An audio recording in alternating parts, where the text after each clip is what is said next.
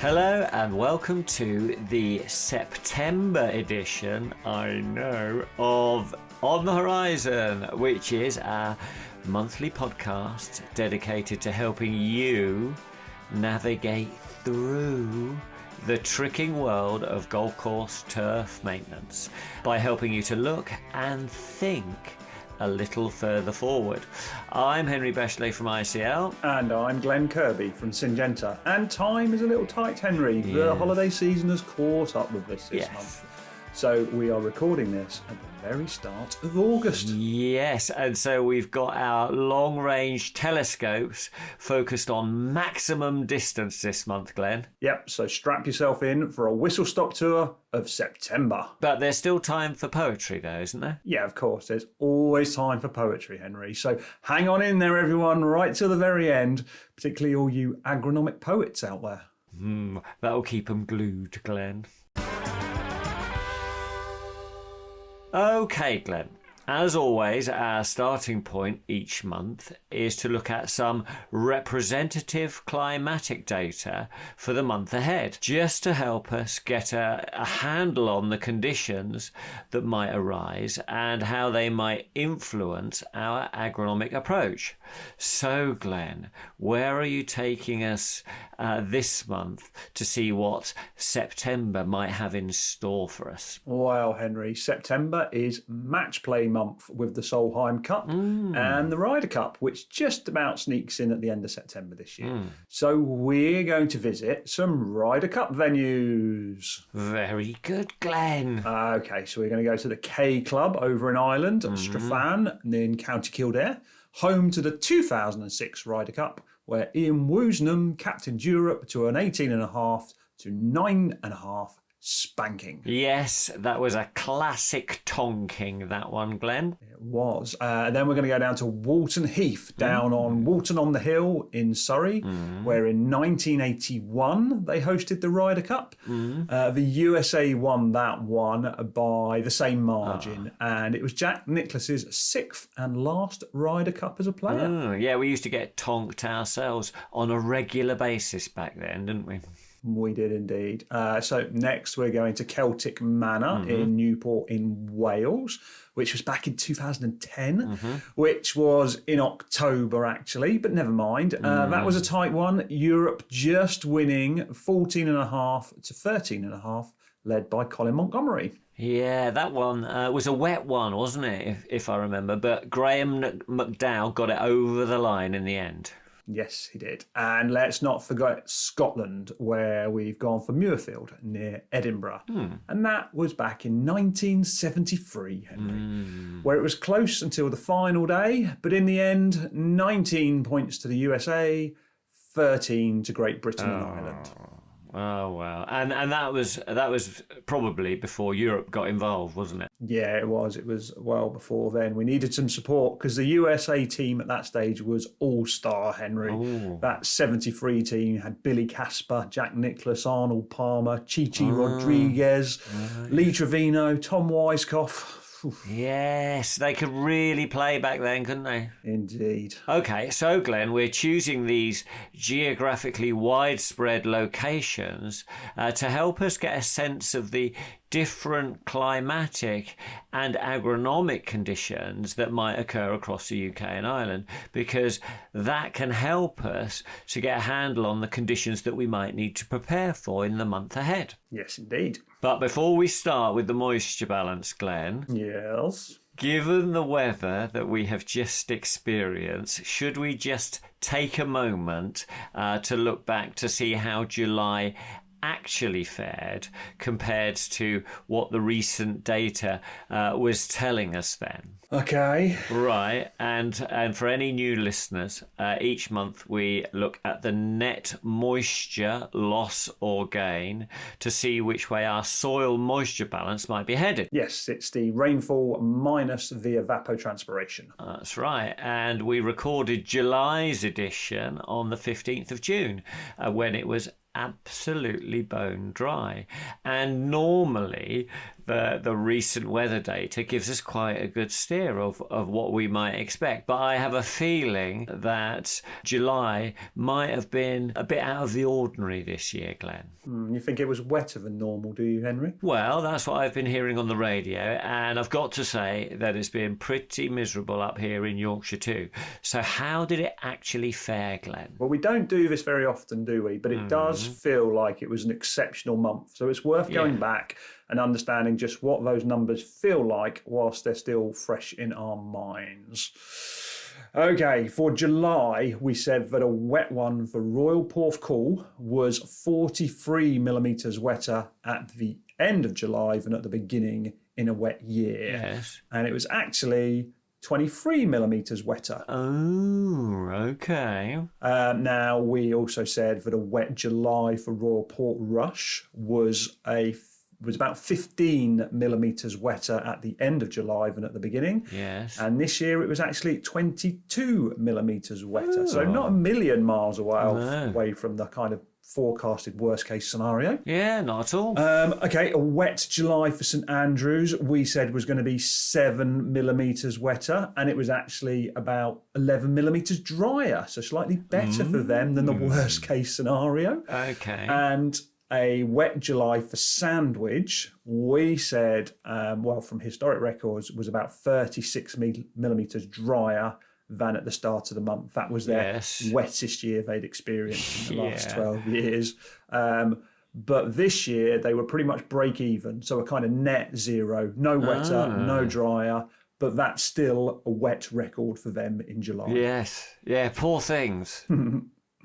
Yeah, so a record breaker for most, but not by a massive amount. It's probably a kind of 1 in 20 year thing, but on the back of a super dry June, possibly what we needed, but maybe not what we wanted. Yeah, we definitely needed it up here, but it's been really miserable all the same. Yes, you cannot predict the weather in the UK and Ireland, but you can quite safely expect extremes rather than something normal or average. Okay, interesting stuff. Right, okay, let's get back on track and have a look forward towards September's potential moisture balance, based on data from the last 13 years, of course. Okay, well, the K Club in Strafan over in Ireland, a dry September for them is 45 millimetres drier, a wet September is 12 millimetres wetter, and an average September is 20 millimetres drier than when they start the month. So we're quite hopeful there of good golfing and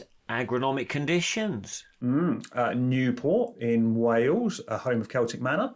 A dry September for them is 82 millimetres drier. Wow. A wet September is 26 millimetres wetter. Okay. And an average September is 27 millimetres drier at the end of the month than when they started. Wow. So fingers crossed for Wales too. That's right. So Muirfield up in Scotland near Edinburgh, a dry September for them is 50 millimetres drier. A wet September is 24 millimetres wetter. Okay. And an average September for them, they will be 19 millimetres drier at the end of the month than when they started. Very good. And so maybe a good month for Muirfield too. Potentially. And Walton on the Hill for Walton Heath, a dry September is 70 millimetres drier. A wet September is 6 millimetres drier, so they rarely ever get one where they get wetter. And an average September is 35 millimetres drier at the end of the month than when they start. Okay, so a real potential for September to be a drying month all round, which would be good for golf and maybe just the job agronomically. Yes, in fact, the odds are stacked in favour of it for most. It's likely that the ground won't start getting significantly wetter until we move into October. And that's because that's when the evapotranspiration rates really begin to drop off as we lose the temperatures and those day lengths really shorten down. Okay, and last month we started to look at the period of leaf wetness also, didn't we? Because that was beginning to increase to add some agronomic complexity to our situation. Yes, we did. August is when we tend to turn that corner. Although we highlighted to start with that July was a damp one this year. So regular leaf wetness from early July may well be causing some problems by the time we get to this point. Although it does, of course, mean that drought probably isn't in the game for anyone. Yeah, so there's different agronomic influences at play now. Yes, indeed. Yes, and the leaf wetness is something that we should be keeping a really close eye on because it's so agronomically influential when it comes to disease activity in particular. Especially during the autumn period, which is quickly approaching over that horizon. Yes. Okay, so both our moisture metrics are actually important in September, aren't they? But for different reasons. That's right. Net moisture loss will give us a good idea of stress levels. How dry is that soil likely to be? How reliant are we going to be on irrigation? It indicates just how close to the edge we are. And when will we begin to get those wetter soil conditions? Yeah, which again, for many would have been at the start of July. Yeah, and so meaning the months of net moisture deficit, and that's the time when we might have a chance to positively influence or target soil moisture levels. They're now being outweighed by the months of excessive moisture, aren't they, where we don't really have much agronomic control at all. Yeah, we have some potential to be in control of moisture April, May, June, July, August, September and October. So best case scenario from a controlling moisture point of view, 7 months of the year, but that would be very unusual, has been highlighted this year by July, for us to be in control of the moisture for all 7 of those months in any one year. Yeah. Okay, so let's hope for relatively dry conditions in September where we can at least exert some control on that soil moisture content. Yes, and remember to work on those other factors too, Henry, the ones that make us less vulnerable to deterioration during the periods of excessive moisture. Yeah, absolutely. Our agronomic foundations are going to become more and more important, aren't they, in the months ahead? You know, things like construction type, drainage properties, soil organic matter content, structure, etc. They'll all have an influence on the course performance during those wet periods. And they are things, of course, that we spend quite a lot of time working on, you know, with our intensive renovation, you know, that are really aimed to help us get through those wetter months that lie ahead. That's right. Okay, do you want to hear the leaf wetness numbers, Henry? Yeah, let's get into detail with that one. Okay, so what we're looking at here is a leaf wetness hours metric. And what we're kind of adding up is the month averaged out. So on average, how long is the leaf wet for each day, averaged out over a month? And when I say wet, I'm talking about 40% leaf wetness on the Syngenta leaf wetness model that we've been working on and is very close to launch. Yes, and it's very helpful, Glenn. Good. I'm glad you're enjoying it. Okay, well, let's go round and look at the clubs. So if we go to Strafan for the K Club, a 10-year average for them of 7.75 of an hour of leaf wetness a day in September. Well, there you go. For me, I don't know whether I'm right or not, that feels like it might already be becoming an issue for them. Oh, it's sneaking up there, isn't it? If we go to Newport, Celtic Manor, a 10-year average for them is 5.75 hours of leaf wetness in September. Well, that's a lot lower, you know, and, you know, it's got me thinking, you know, is this the golden time at last for Wales agronomically? Because they've been suffering all year, haven't they? Maybe, Henry. September could be the month that Wales looks normal. Yeah. If we go to Muirfield up in Scotland, a 10-year average for them is 4.5 hours of leaf wetness. Oh, well, that's not too bad, is it, there on the coast? No. And Walton on the Hill for Walton Heath, a 10-year average for them of 7.5 hours of leaf wetness. Yeah, so that's creeping up as well, isn't it? Okay, so location seems to be a big factor, doesn't it, when it comes to leaf wetness? Those coastal locations seem to have the advantage of some great airflow at this time of year, which would really help keep the surfaces drier, I suppose. Yeah, that's right. And one of the biggest microdochium patch drivers is that leaf wetness, which is heavily influenced by our location. These inland locations are far more susceptible. We're probably dealing with mild temperatures in September, less airflow, drier soils down in the south, and higher leaf wetness.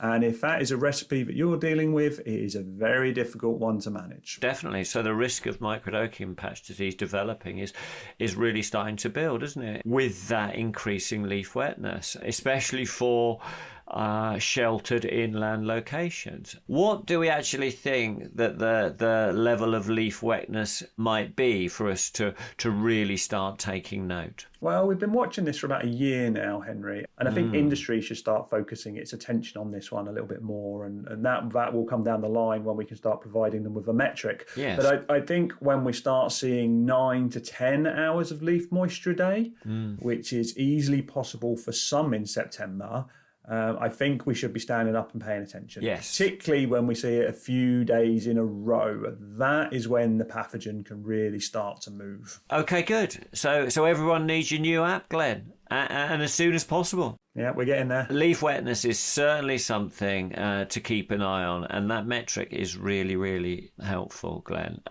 So how about the temperatures, Glenn? Okay, well, let's start with the extremes.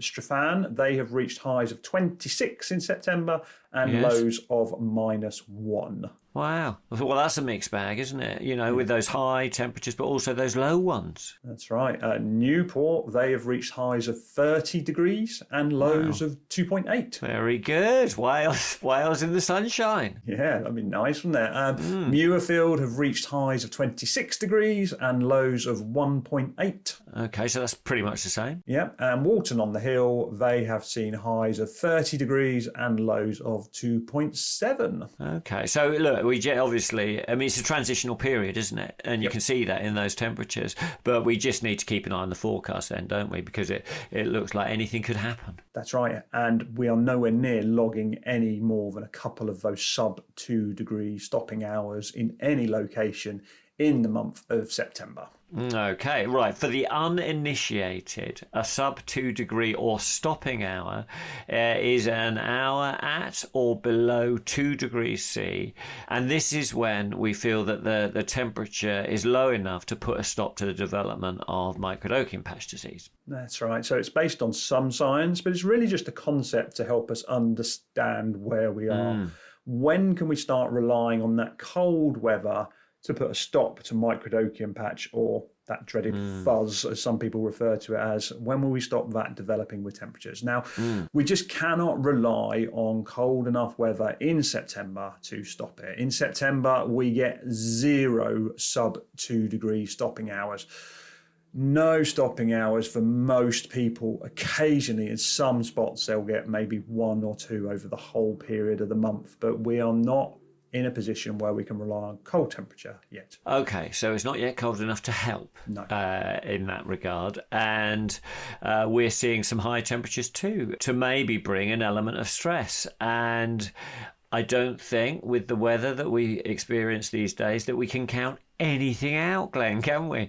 But those are the extremes, aren't they? What about the average temperatures, Glenn? That might be more helpful. Okay, so average temperatures, Stefan averaging 18 degrees in the day and 8 degrees at night.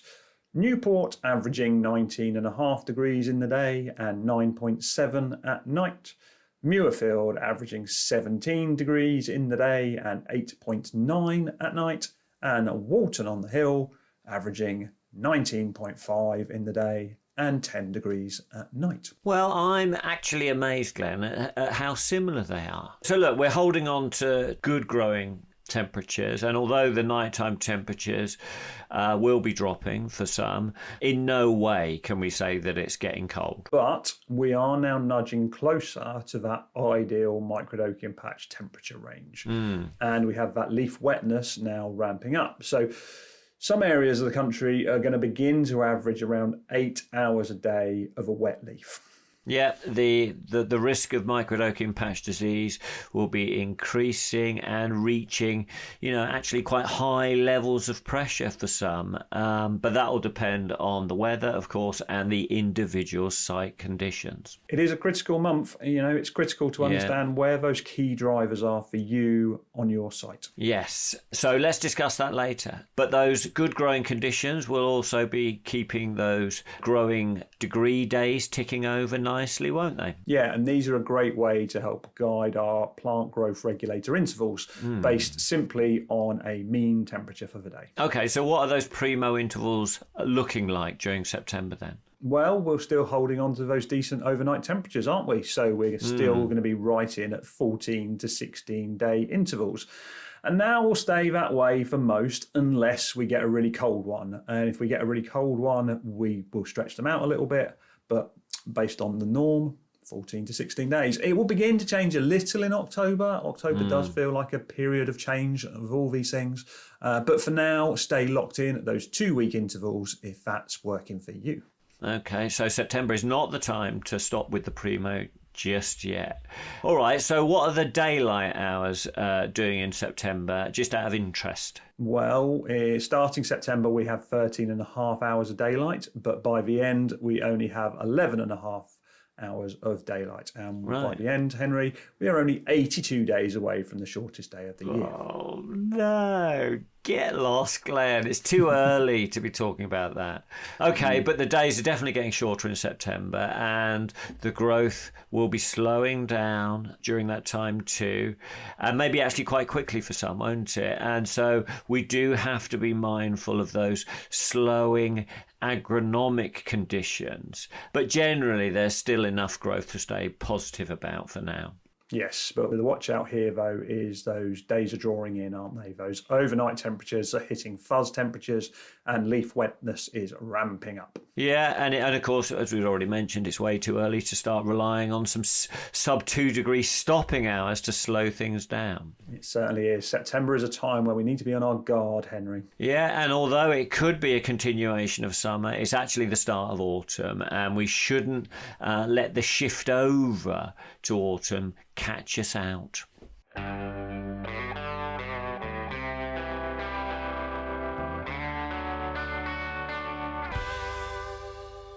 It's September, Glenn. So what are those all-important golfers expecting from the course this month? Well, in my experience, September is a month of renewed optimism. Yeah. Summer holidays are over. People are back to their routines. Yeah. The weather is usually pleasant for golfing. Yeah. We no longer have to worry about severe drought and heat stress in the game. Right. And there's a quiet optimism of a successful winter project in the air. Very good. And so do you think that this year will be any different, Glenn? Well, we had that very hot, dry June, followed by a very wet and kind of mild July. So I'm predicting early disease challenges this year, maybe some frustrating anthracnose after effects.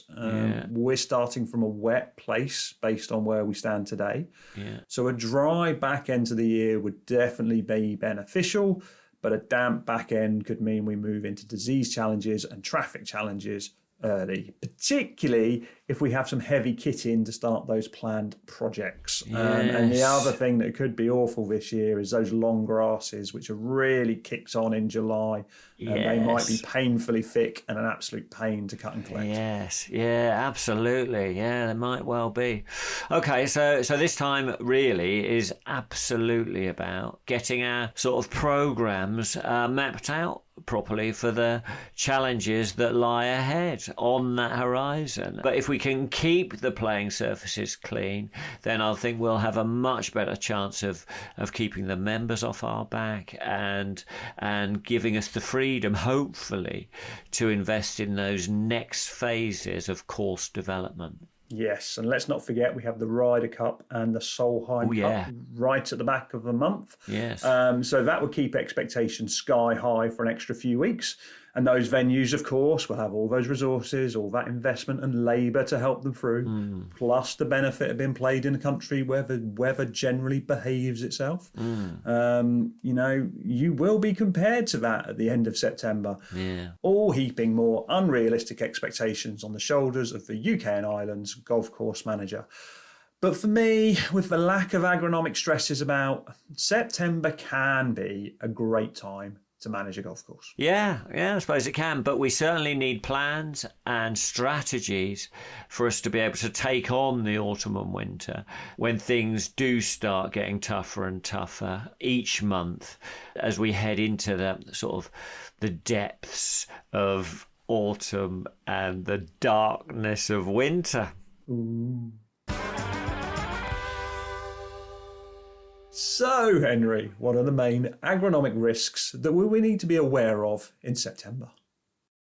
Well, Glenn, as we've been discussing, the agronomic conditions are changing in September to make it potentially quite a tricking time. We have the temperatures that are still good for growth, but they are also good for disease, and they are dropping as each day passes. It's still mild, but those nighttime temperatures in particular do begin to take a downward turn, don't they? Yeah, we're not in the territory of stopping hours for a little while yet, so we kind of move into that difficult middle ground.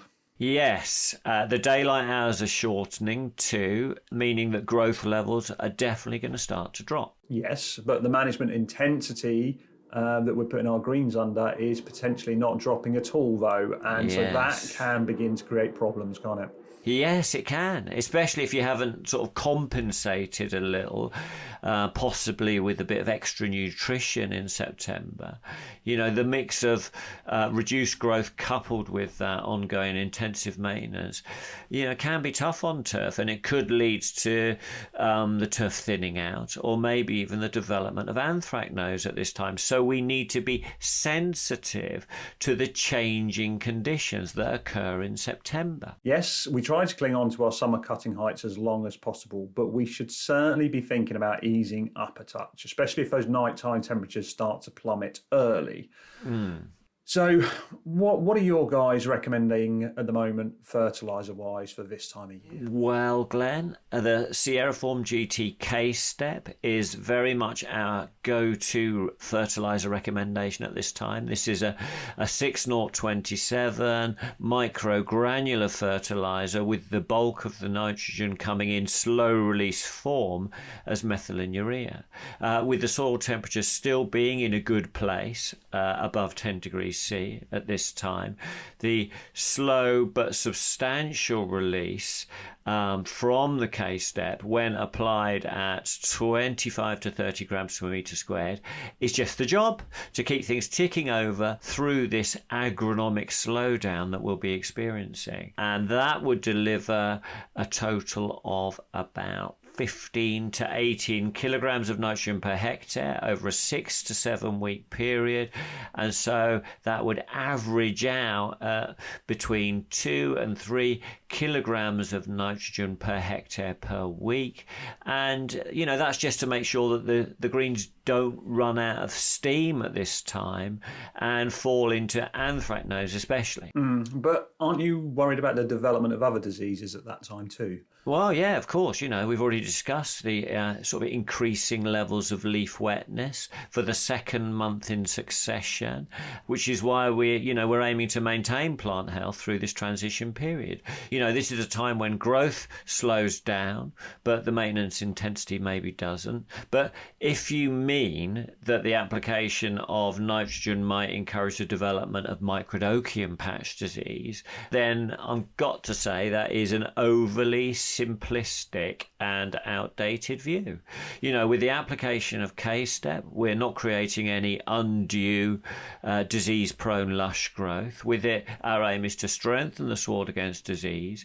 It's actually one of our key slow it down strategies in the battle against microdochium patch disease. We see in all our autumn disease control trials that a well-chosen form of nutrition can profoundly reduce the level of disease.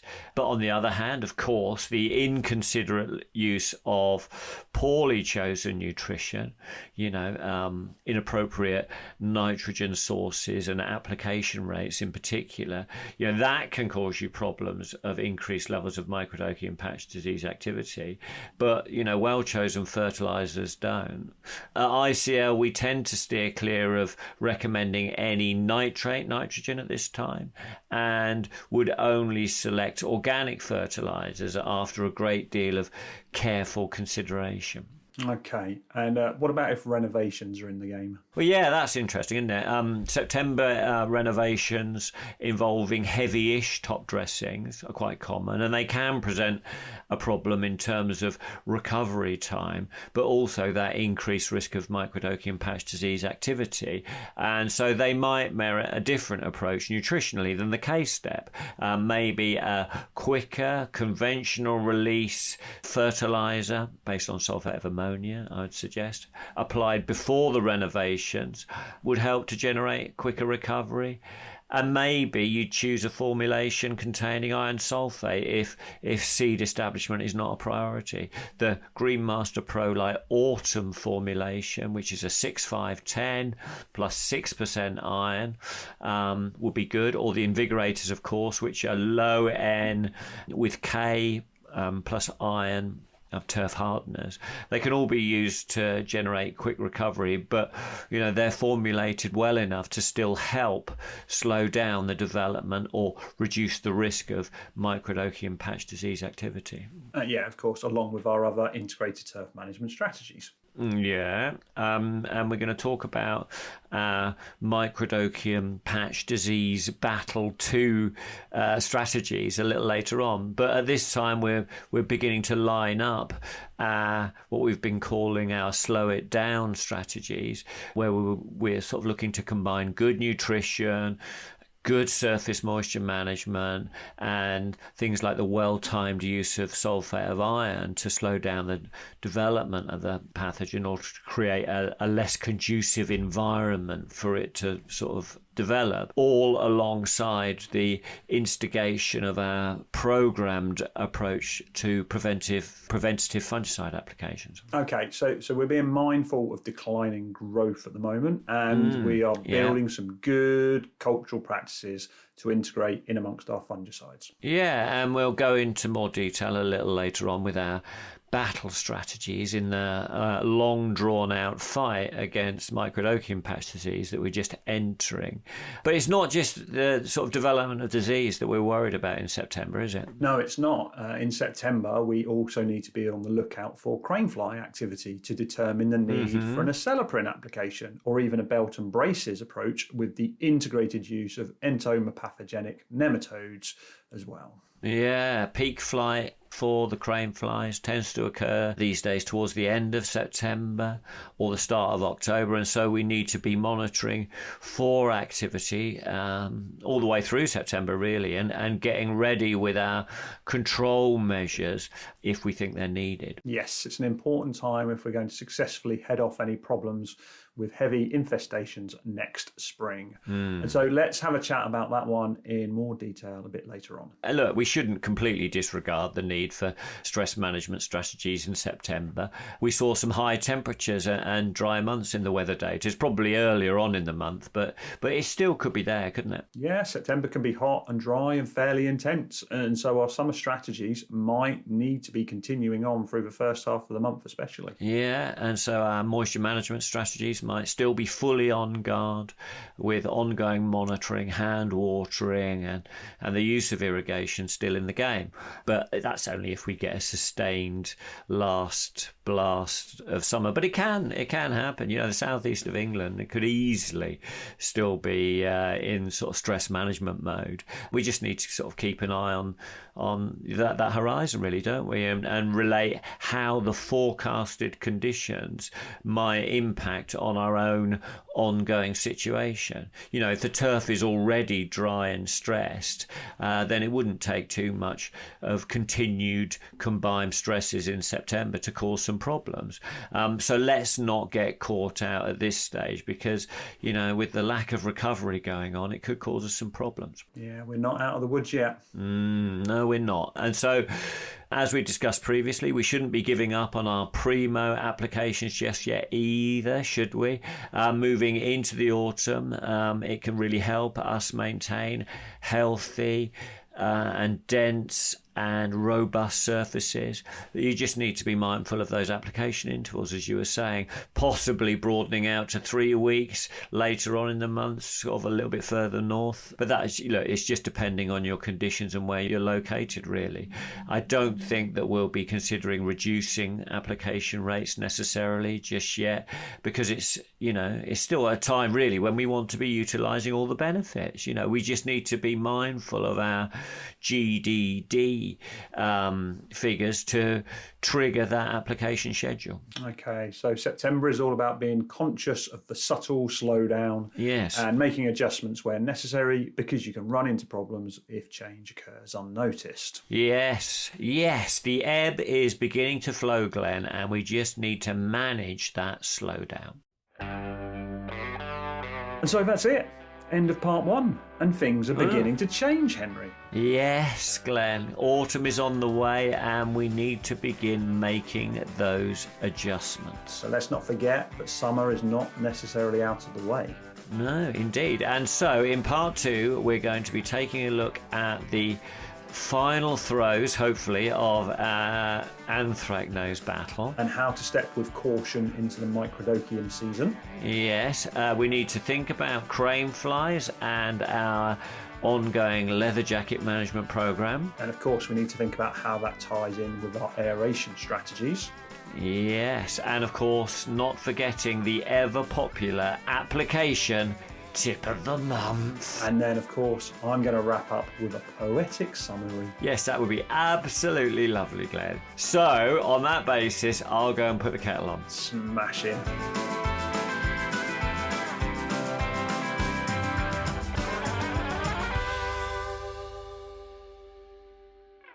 So, welcome back to part 2 of September's On the Horizon, where we'll be thinking about seeing off anthracnose, preventing microdochium patch, and getting our leather jacket control strategies in place. Thanks, Henry. It's nice to be back. Indeed. But on to more important matters. What have you been drinking this month, Glenn? Well, Henry, I've got myself another one of those coffee bag thingies. Whoa, you're really on a roll with those coffee bags, aren't you, Glenn? What did you go for this time? Well, it's a number 24, Henry. It's called The Dreamer. Whoa. So I could well nod off during this second half like most of the listeners do. The Dreamer. That sounds really good. Has that one got a description? Yeah, it has. It's a deluxe decaf with balanced notes of delicious honeyed chocolate and a fragrant walnut finish. Ooh. Yeah, walnuts actually were another thing that I was wrong about. It's a nut of nuts, I think. The Brazil, of course, being the top nut. So, anyway, is the Dreamer any good? It's all right, actually. I'm not normally one for a decaf, Henry, but this one's okay. It's a kind of a funny blend of coffee and relaxingness, rather than the normal kick in the face that some coffees tend to be. Yes. Particularly the Italian and the Danish coffees I'm noticing now. So yeah, the Dreamer, it's right up my street. Wow, and the dreams, rockets lifting off, trains going into tunnels, that kind of thing? No, but I think it helped with my poem. Well, that's something at least. Indeed. Wait for later, Henry. Yeah, I am. Anyway, what have you been drinking this month? Well, at the Open, see what I did there? They were selling Yorkshire tea, so that was really good. Very good. So how was the Open? I think that was my best segue ever. Well, for me, the Open was an absolute treat. I was fortunate, as it turned out, to go on the Thursday, so I got the best of the weather, and I was there, Glenn, from the opening shot right through to the end of play. Good effort, Henry. Yeah, I really didn't actually want to leave. The Open is just one of those kind of world-class events that, you know, they only come around once a year, don't they? So you have to max it out when you get the chance. And I've already actually got my application in for next year's ballot when the circus moves up to Troon. Okay, so what were your thoughts? Well, resoundingly positive, Glenn, as you can imagine. And for me, I think I was left feeling that, you know, as an event, it's just all about the people, isn't it? You know, the crowds are terrific in the main and really friendly, and the players are absolutely amazing, of course. Yeah, it is one of the greatest shows on earth. Yeah, it really is. And obviously it takes a huge collective effort to put it all together. You know, the organising committee do such a good job with it, don't they? Because it all needs putting together, doesn't it? And delivering. And so it depends on the volunteers and the marshals and the hospitality staff, you know, all the people involved in all the various different aspects of the event that make it such a great spectator experience. And then there's the course. Yes, which was in beautiful condition, wasn't it? You know, the wet weather for the month beforehand meant that it wasn't the classic hard brown and running links, but it was still in terrific condition, and it felt like really authentic and natural. And of course it provided a great stage to test the greatest golfers in the world, didn't it? And it found the best player, you know, of the week in the end, didn't it? And so a huge congratulation must go out to friend of the podcast, James, and his team, and all those who helped with the greenkeeping effort. Yes, and hopefully they've all caught up with their sleep and they've had a bit of time to reflect on their own experiences. Yeah. Because it's such a great event. Yes, it is. Did you manage to catch up with the R&A agronomy gents? Well, I did actually. I think I managed to bump into all of them at one time or another.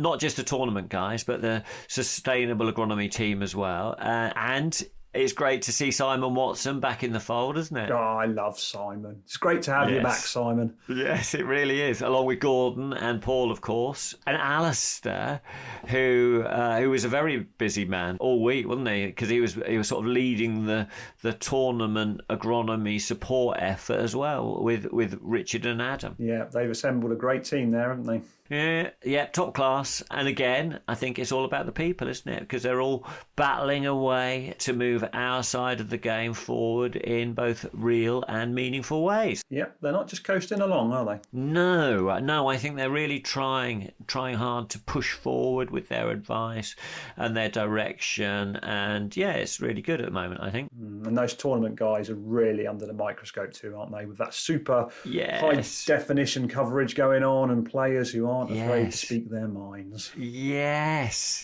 they are. It was great though, wasn't it? But I think regarding the course, it was mainly the redesigned 17th, wasn't it? Was it the Little Eye or something like that? That was the main talking point for the week. Yeah, did you get over there? Yeah, of course. I went over there with Andy, actually. Dr. Andy Owen. The great. And I actually, and quite shamefully, abandoned him after queuing with him for about half an hour. When a single seat became available, I legged it. Sorry, Andy. But you know, each man for themselves. And I got this brilliant seat right behind the tee, nice and low down, so I was really close to the players, and I just spent this terrific hour there taking it all in. What, whilst Andy was still stuck in a queue somewhere? Yeah, he was. So did you enjoy the hole though?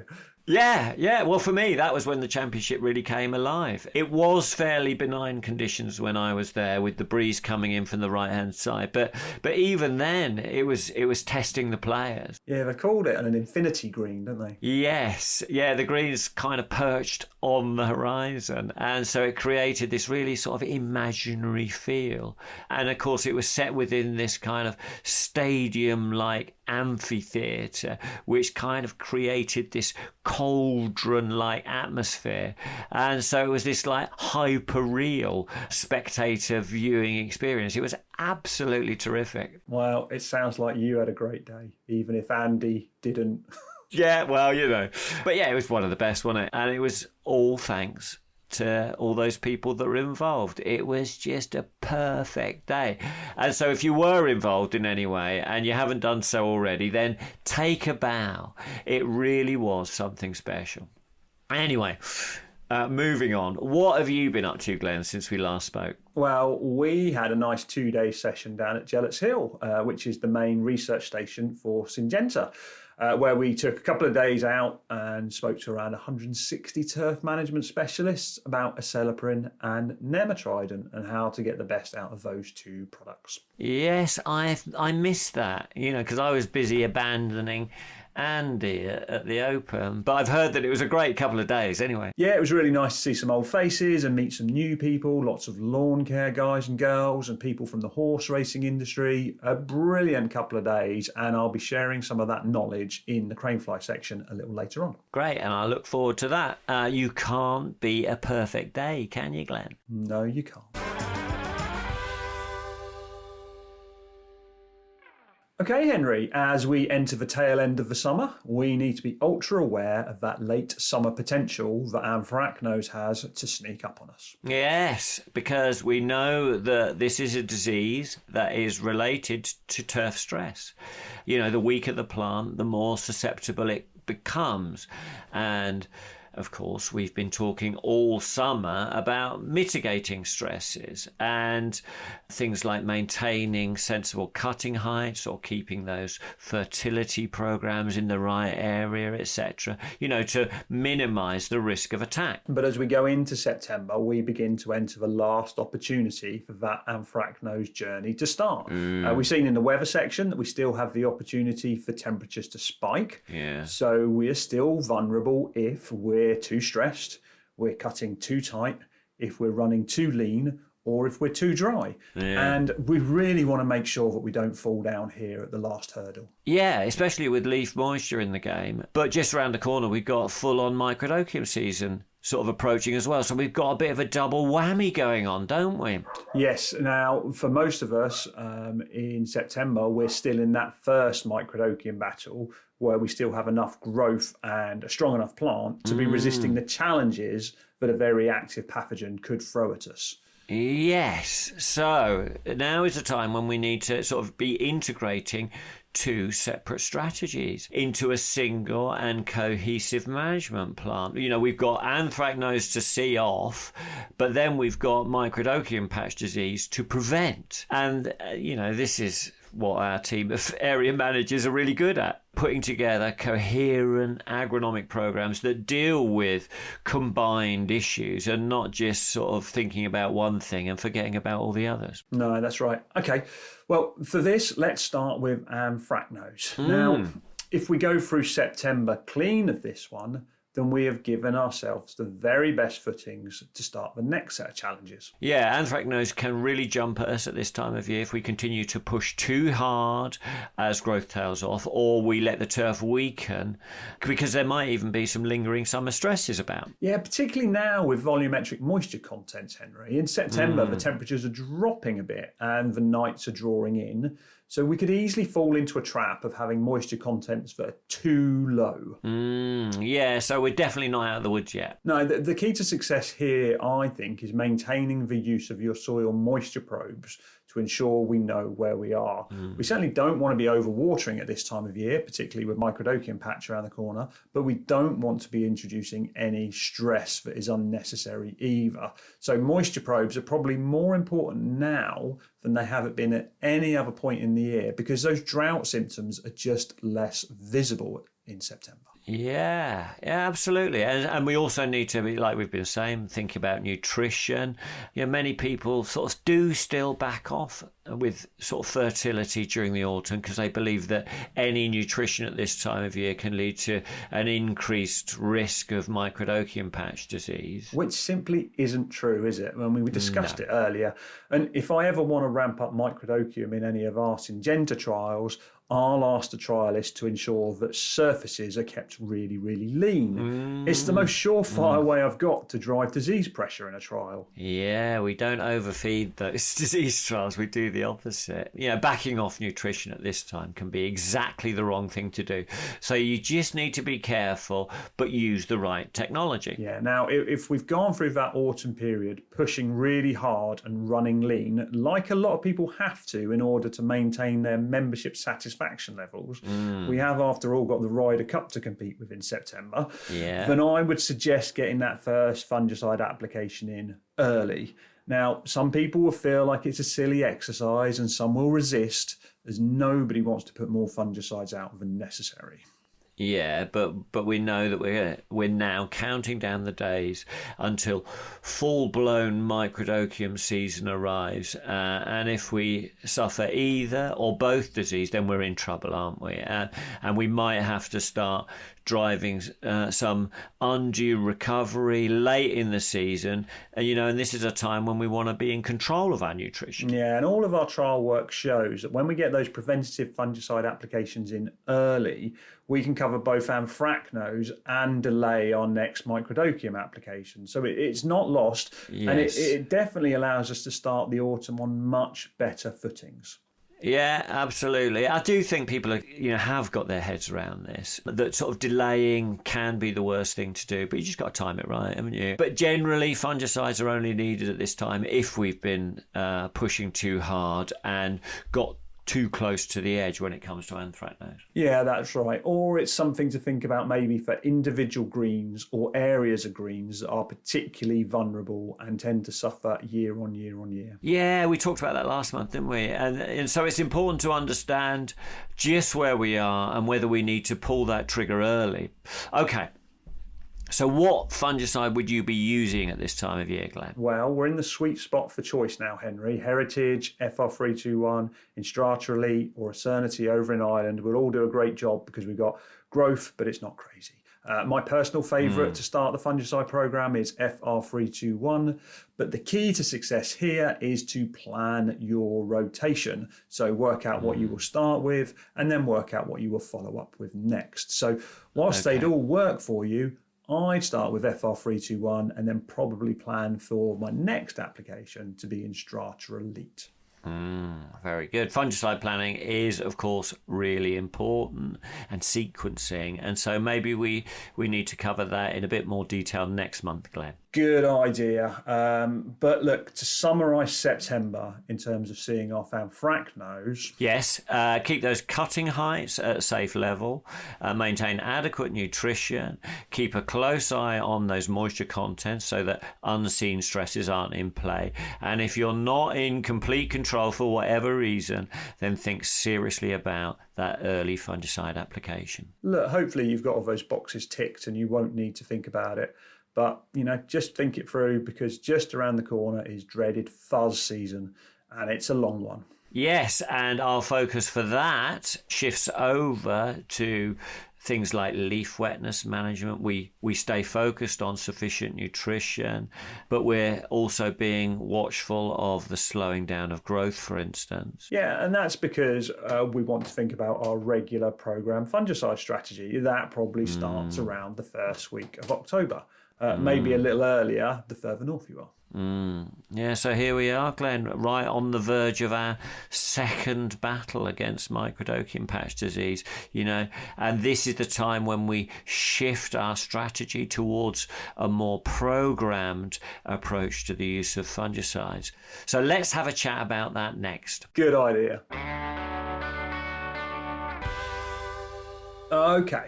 Now, we talked about battles 1, 2 and 3 last month, didn't we? We did. Battle 1 is where we're in good growth, but for temperatures are right for microdochium to be active. But the plant is strong enough to resist and recover. Yes, so in battle 1, we're not really into fungicide programs just yet, but we will use targeted applications to deal with specific risks. And so that's kind of August and September, isn't it? Yeah, things like renovations. Yes, and we talked about that last month.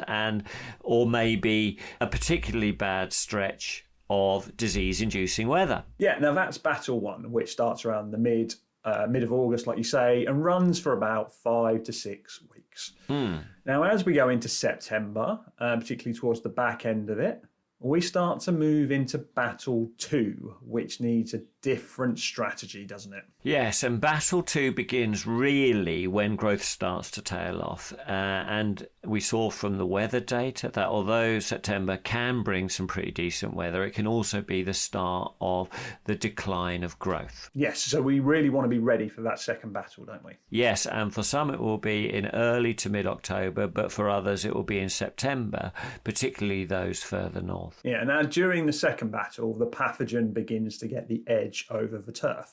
The turf growth slows, soil microbiology slows.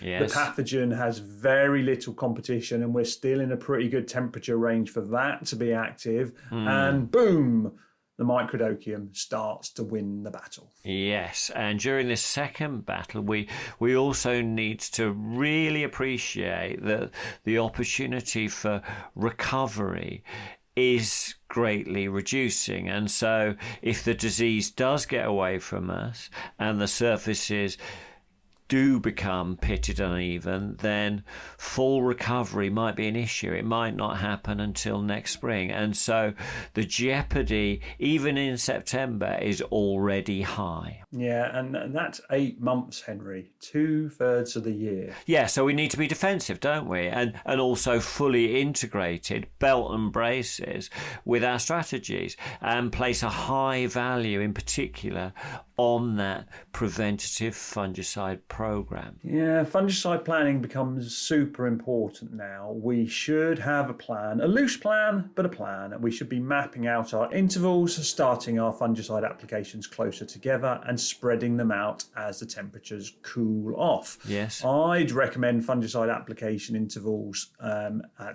kind of beginning of battle 1 at 2 to 3 weeks. And as we start getting cooler, we start stretching those intervals out wider. Okay, so remind us why we need to be sort of mindful of those intervals then. It's the same concept that means we apply primo closer together in warm weather that applies to fungicides too. Now, 2 weeks is a tight interval and probably should be reserved for the high expectation courses and maybe those with more organic matter than they'd like. But it is a realistic figure for this time of year, particularly if you have high disease pressure periods. Okay, we said that we'd have a deeper dive into fungicide programs next month, as that's when the fungicide strategy does start in earnest. But our integrated program is not just about fungicides, is it? No, it's not. No, we are using all our slow down the pathogen cultural measures as a foundation over which we deploy our preventative fungicide applications. And our foundation is set by leaning on things like moisture management technologies like H2 Pro Flow Smart and Juice Smart, and things like using sulfate of iron, Green Master Effect iron liquid, and good nutrition, as we previously discussed. Yeah, and as we move down the line later into October and November, we can rely more heavily on those slow it down strategies, particularly if we've kept that pathogen under control earlier in the year. Later down that line, we can widen those fungicide windows out, and that all gets easier when we start to see more sub 2 degree hours sneak in. Yeah, but we need to be realistic, don't we? Because in recent history, the cold weather hasn't come to rescue us until like January. And so for many, the disease pressure will be really high all the way through the autumn. And that's such a long period, isn't it? And so we have to employ everything available to us just to sort of retain some level of control. You know, we've got from September right through to the end of December to sort of navigate. So we need to be really on our game, don't we? We're at the beginning of a really long road, aren't we, Glenn? Yeah, it's about 14 weeks, in fact, before we enter that third battle. And even if we look back to last year where we had that cold snap right at the back end of November, beginning of December, it was only for 2 weeks. We came back out of it and had a really mild Christmas. So last year, it may have just been 12 weeks, but it was still a long time. But we enter that third battle, which is usually around January, you know, when that growth phase begins to reduce. In the third battle, we have almost no growth going on. And we've also got very little disease activity because we've moved into more of those sub 2 degree hours. Now, If we haven't managed to win the first and the second battles, then that third battle is very long and a very painful period. So we have to be right on our game now, Henry. Yeah, we absolutely do. The consequences are very, very severe. But we also need to sort of recognise what success actually looks like. And so I think we should probably cover that next month too. Yeah, good idea. We do need to be realistic about what is possible under such extreme and long-lasting microdocium pressure like we get in the UK and Ireland through this autumn period. Yeah, absolutely.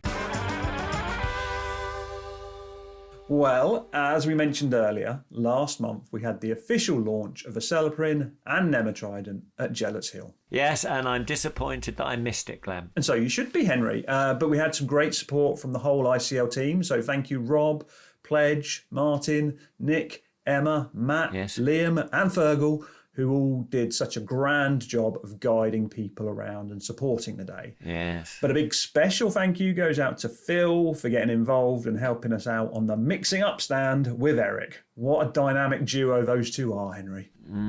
Yeah, perfect. So we have spoken at length about Acelepryn, and the industry already has quite a bit of experience with it now. So what did you cover at this workshop that our listeners and me, as it turned out, won't already know? Well, the day was about understanding the journey of Acelepryn, Henry. How do we bring a product to market? What did that journey look like for Acelepryn? When did we first discover this technology? How long did it take us to take that natural molecule that was found out in the natural environment and, found in plants? And how long did it take us to actually make it safe enough to turn it into a registrable piece of chemistry? We also covered why the registration process took 5 years and how much work had to be done even prior to that registration submission, which was submitted way back in 2018. It was a fascinating day and I learned loads, and it was a really good example of the depth of knowledge and experience in the team that I'm lucky enough to sit in. And what I'm hoping to do is pull a few of those regulatory team in the future to have a chat with us about this kind of thing. So if you're listening, Dave, you're first on my list. Sorry I haven't mentioned it yet, but I'm going to draft you in. Yes, Dave. I'm looking forward to hearing from Dave. So part of the day was about Acelepryn, but you also mentioned the launch of Nematrident. That's right. Nematrident is our new range of entomopathogenic nematodes. And whilst nematodes aren't particularly new to the industry, this was our chance to tell people how Syngenta's new range is available, and also to share all the research that we've invested in amenity turf. And it was really about just starting to discuss their place in an integrated insect management strategy. Okay, so why do you think we need an integrated plan, Glenn? We've only just got Acelepryn launched, and now you're talking about nematodes too. Yes, well, Acelepryn is an amazing piece of technology, but listening to Dave talking about the regulations made it really clear that we're unlikely to have another chemical-based insecticide anytime soon. And we have multiple insect challenges that we're dealing with in the UK. We've got leather jackets on 2 hatches per year. We've got multiple species and age ranges of chafers in the soil. And only last week I was receiving alerts about armyworms up in North France. And with the climate change that we're seeing, I don't think it's going to be long before their problem becomes our problem. Yeah. Okay. So what you're saying is that sort of relying on one application of Acelepryn to solve all our insect problems in the foreseeable future is a big ask. Yeah, particularly when we only have 10% of our maintained surfaces that we're actually allowed to apply it to. Yeah, absolutely. So I guess sort of the thinking is like having Acelepryn is a bit like, if we had only one fungicide. It is, just imagine that. If just one fungicide application per year was permitted on your surfaces, your whole strategy would have to change, wouldn't it? Yeah. You put that one application down when that would give you your greatest win, rather than the layered approach we currently use integrated with all the other strategies we do. Yeah. So, we've been looking at all of the control technologies, all of those insect control technologies that we could possibly get registered in the UK to support Acelepryn in its battle. Now, we're looking at more than nematodes, Henry, but they are the first non-chemical product that we've managed to get to market. Okay, so this is all about supporting strategies to build around that acelepryn application, to increase the levels of control or to make the programs more solid. Yes, and with one piece of chemistry available, we also have to think about resistance management. Yeah. Whilst we don't see any immediate risks, we simply shouldn't be relying on one piece of chemistry to solve our problems. Yeah, okay, I can see you thinking. Yeah, so we spent the day discussing the challenges and the shortfalls, and we invested some time to look at all the challenges around applying nematodes. Yeah, well, that's a big subject, isn't it? Integrated strategies for leather jackets involving, at the moment, acelepryn and nematide. There's a lot to cover. So let's break it down a little bit. What are the key things turf managers need to think about in September, Glenn? Okay, well, September is a period of waiting, Henry, logging our sightings, planning and thinking about our aeration strategies. Okay. Well, we begin to see crane flies hatching around the beginning of September historically, based on those reported sightings into Pest Tracker, and they continue on until the end of October, with the main flurry of activity around the last weeks of September and early October. Yes. Now, some years this is really obvious and you'll see thousands of them. In other years, it's more subtle and you'll only see them when you're mowing in the dark with your lights on or kind of specific situations like that. Now, reporting all of this into Pest Tracker helps everyone continue to have confidence that our timing is right. Now, the purpose of this exercise is to guide us with our timings of acelepryn, which, according to the label, is at peak flight.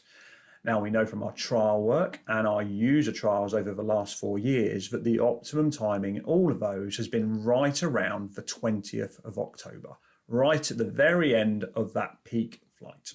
Great. So we're watching out for peak flight, then logging our sightings on Pest Tracker for the good of the industry, and planning our control strategy, knowing that applications around the last 2 weeks of October have consistently been best in all the trial work that you've done. Yes, in the past we had acelepryn to lean on, but now we've done a lot of work over the last couple of autumns to understand the impact of combining nematodes around that acelepryn application. Very good. And so what's your advice based on that research? Well, acelepryn is king, Henry. That generally gives us around 90% control. And in most situations, that's enough to give us the surfaces we desire. However, some turf managers want more, or they are on very high pressure sites and the 90% control just isn't enough.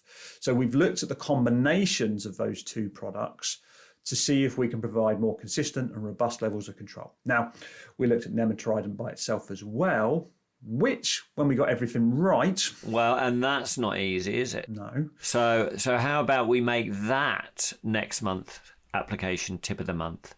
How to effectively deliver insect parasitic nematodes to the target. Good idea, because October is when we will be applying those. Now, if we go back to our trial work and our field work, what we've seen with nematide by itself is between kind of 50 to 70% control. Yes. When we get it all right, which is pretty good for a biological product. It's great for population reduction and a useful tool for using where we can't use acelepryn, but probably not enough control in our critical areas.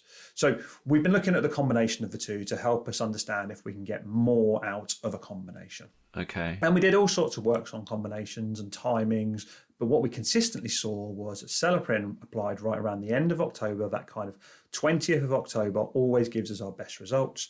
Okay. And please remember, acelepryn is king here, so the timing of that is so important because it does a lot of the heavy lifting. Yes. But if we apply nematide afterwards at a reduced rate of 2.5 billion nematodes per hectare within 7 days of that acelepryn application, and we try and get it all done before the 1st of November, which is critical because that's when soil temperatures start to drop, then that's when we get the best results. Now, when we get that combination right, we see significant improvements in the levels of control we get. We see more robust and more consistent trial results. And it's a proven and researched concept out there that Syngenta have now patent protected. Okay, so what's going on there then, Glenn? Why do we see improved levels of control? Well, we have to remember that some of those juvenile leather jackets that have been in the soil for around 7 weeks at the time of that acelepryn application. So they've had some time to mature. You know, the temperature's been mild, the grass growth has been good, so they've got big, fat and healthy. And they will be less susceptible to acelepryn than the more recent hatches. So when we apply acelepryn, we do control a high percentage of them. But a few of those mature ones can survive the paralysis that acelepryn creates. But those ones that have survived, they have been weakened. And when they're in that weakened state, they are very vulnerable to nematodes. So if we've got that wide age diversity going on in the soil, which is quite difficult to spot because the leather jackets are too small at that stage, it will only be obvious to us if we've been hyper vigilant with our observations, then the acelepryn can have a bit of a challenge. Hence why we need to think about integration. Yes, so assuming we get our applications right, we consistently see those increased levels of control. Okay, so why would course managers consider this integrated strategy, and what do they need to do in September to prepare? Good question. Well, the reason you would lean on this combined strategy is you're looking for higher levels of control, more consistent control, or a more robust level of control. A lot of the high-end venues that really want to minimize any chance of damage are considering this strategy. Or if you manage somewhere where you have really, really high leather jacket population levels historically and you want higher levels of control than you've historically had. But please, if you want to have a go at this strategy, then you have to be prepared to really commit and go at it. The timing window is tight. And if nematodes get old, if they aren't stored well and they sit in your fridge, then they will simply not work. It's so easy to waste your money on this approach if you don't commit to it. So you've got to take this seriously. Right. Now, we've tried to make it as simple as we can, and we've packaged up a leather jacket total approach pack, which has got everything you need that will arrive pretty much on the day you need to apply it. And that's there to try and make it simpler and reduce the risks. And that is definitely worth talking to your kind of ICL area manager who will support you on that one and talk you through what's involved. Okay, so if we're in for that strategy, then we should think about getting the pack pre-ordered in September, ready to be delivered and good to go around that 3rd week in October. Yes, indeed. And it is not for everyone, Henry, but for those that need a little extra control or reassurance, it's a really good option. Now, next month, we'll have a really good rundown of what's involved with the application to make sure you're getting the very best out of them. And sneak preview, Henry, in this month's application tip of the month, we'll cover why you shouldn't order them too early or receive them too early. Okay, so the other thing you mentioned actually was aeration strategy, Glenn. Yes. Now, we know that leather jackets particularly enjoy a big empty aeration hole to live in, and the more we can do to minimise that, the better. I think sometimes the advice has been interpreted as do not aerate, which isn't what we mean. That's not the case. We just need to think about our strategy. We want any holes we've got in that soil profile to be completely sealed over in the soil, not just grown over the top.